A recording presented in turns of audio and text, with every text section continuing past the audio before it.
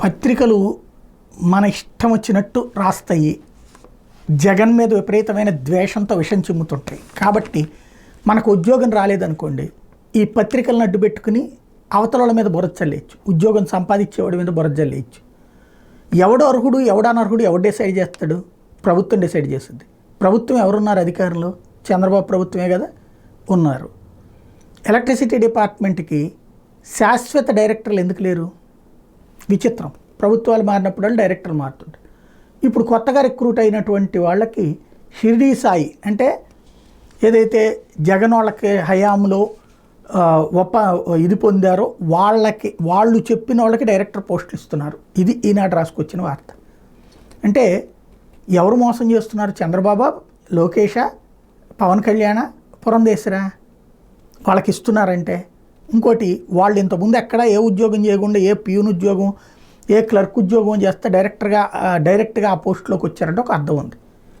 వాళ్ళు వస్తే నాశనం అయిపోతారు, వీళ్ళు వస్తే బాగుపడతారు. నువ్వు పని చేయండి శుభ్రంగా. ఈనాడు, ఆంధ్రజ్యోతి ఓ లిస్ట్ తయారు చేసి ఇచ్చేయండి, ఏ పోస్టులకి ఎవరెవరు ఉండాలి అన్నట్టుంది. వాళ్ళైతేనే రాష్ట్రం బాగుపడుతుంది, దేశం బాగుపడుతుంది అని చెప్పండి. పరిపాలన వాళ్ళనే చేయమనండి. పాప చంద్రబాబు గారిని రోజు ఈ సతాయింపు ఎందుకు? మా మాటే శాసనం. ఆయన ఏదన్నా పని చేయకపోతే చేయలేదని ఎడుతారు.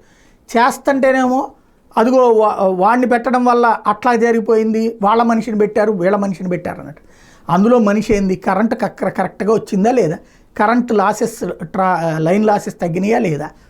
అట్లాగే కరెంటుకి సంబంధించినటువంటి దాంట్లో ఏ విధంగా లోపాలని సరి చేసుకోవాలి, ఇది ఎవడైనా చేయాల్సిన పని. అది ప్రభుత్వాలు తీసుకునే నిర్ణయాలు, దానికి సరైనటువంటి సలహాలు ఇచ్చేవాడు కావాలి.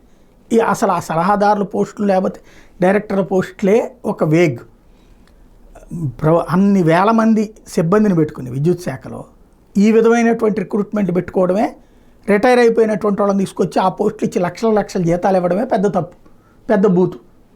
అది రాయడం మానేసి ఇప్పుడు పెట్టుకున్న వాళ్ళందరూ వైసీపీ మనుషులు అయి ఉంటారు. ఎవడో చెప్పుంటాడు ఉద్యోగం రానటువంటి వాడు, ఆ పోస్ట్ రానటువంటి వాడు, అయ్యా వాళ్ళందరూ వైసీపీ చెప్పిన వాళ్ళే పెట్టుకున్నారని చెప్పేసి. కాబట్టి ఇట్లా రాసేస్తాం మనం. దీనివల్ల చంద్రబాబు గారికి ఏమైనా నొరుగుతుందా? ప్రభుత్వానికి ఏమైనా నొరుగుతుందా?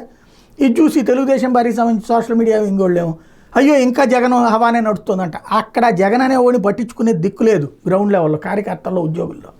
కానీ అంతా ఇంకా జగన్ చెప్పినట్టే నడుస్తుందంటే, జగన్ చెప్పినట్టే నడుస్తుందని ఓ పిచ్చి భ్రమలోకి కార్యకర్తలు కూడా తీసుకెళ్ళి పాపం వాళ్ళని చంద్రబాబు గారికి వ్యతిరేకంగా తయారు చేస్తున్నారు ఈ దిక్కుమాలిన వార్తలతో.